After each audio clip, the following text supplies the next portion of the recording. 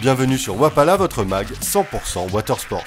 Au programme cette semaine du kitesurf avec les belles images de la Coupe du Monde PKRA au Brésil, le teaser de la dernière production Oxbow, Kaileni 4-in-1 où l'on retrouve le jeune surdoué au sommet de son art, mais tout de suite direction la Floride pour une session de skimboard d'extraterrestres.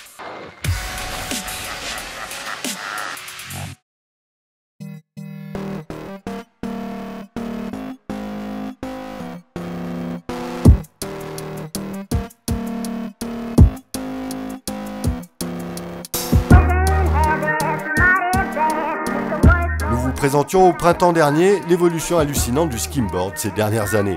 Et vu l'engouement suscité, nous avons décidé de suivre régulièrement ce qui se passe sur la scène skim mondiale. On est sur le spot de Villano Beach, en Floride, pour la 5e étape du championnat du monde de la discipline qui avait lieu du 18 au 21 août dernier. Pas de grosses vagues au rendez-vous, mais les skimboarders se sont fait plaisir sur le flat. Toujours le même principe, utiliser le shore break, la vague qui casse au bord sur la plage pour réaliser des figures. À la différence du surf, on se propulse face à la vague en courant sur la plage. Par contre, dans ces petites vagues, la filiation avec le skateboard est flagrante. On y retrouve les figures, les attitudes et évidemment les chutes sur le dur. Voici une compilation de ce qui se fait de plus technique en matière de skimboard actuellement.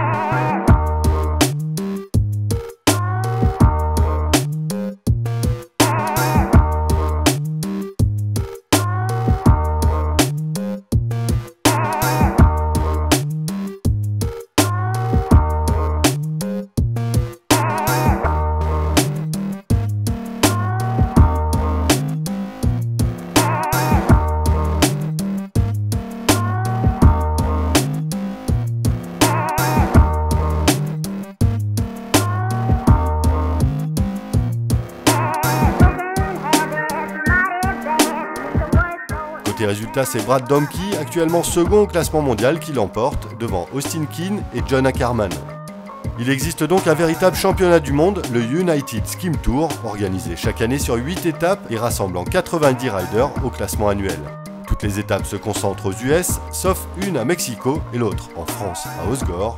L'étape française vient de s'achever et on vous prépare un report complet pour un prochain magazine.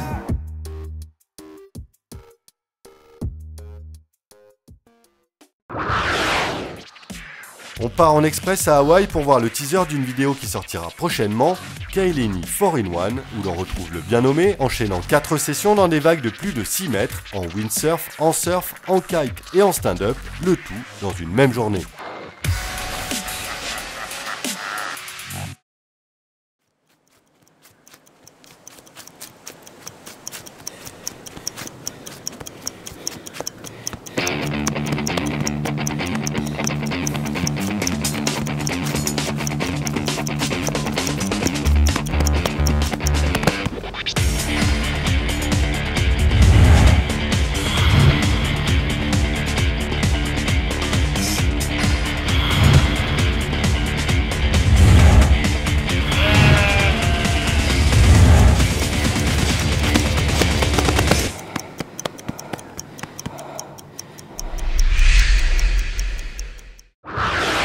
On s'envole maintenant pour le Brésil qui accueillait du 14 au 18 septembre dernier l'étape de la Coupe du Monde PKRA de kitesurf.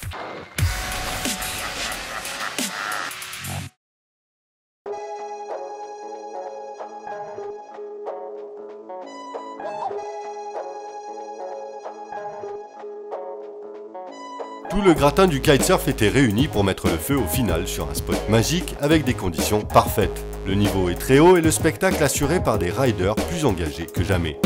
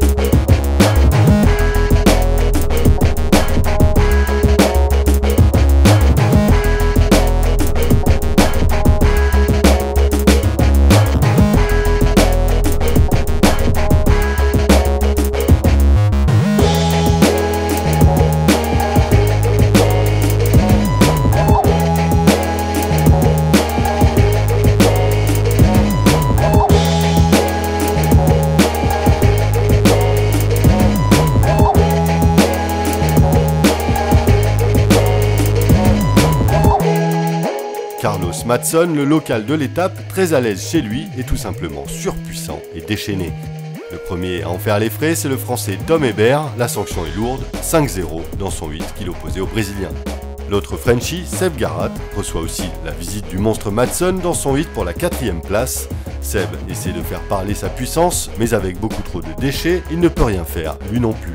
Madsson, alias El Matador, continue son ascension dans le tableau final dans un hit de folie avec des claques à 30 nœuds où il sort Marc Jacobs. Finalement, le Brésilien volant se fait sortir par Alex Pastor en demi, mais monte sur la 3e marche du podium de l'étape. La finale n'est pas vraiment inédite, puisque l'on retrouve un affrontement entre Pastor et Yuri Zun.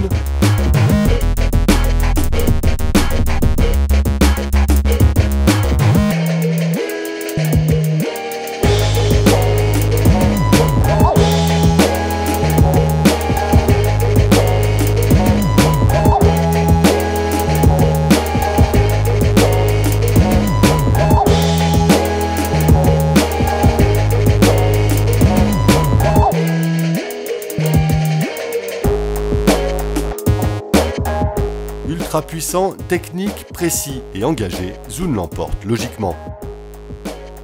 Chez les filles, Asia Litwin s'incline devant la brésilienne Bruna Kajia, toujours propre et engagée. À noter la 3e place de la française Clémentine Bonzomme. Prochain rendez-vous PKRA en Nouvelle-Calédonie du 24 au 27 novembre prochain. Quant à nous, on se capte la semaine prochaine. D'ici là, profitez bien du redoux pour vous caler quelques bonnes sessions.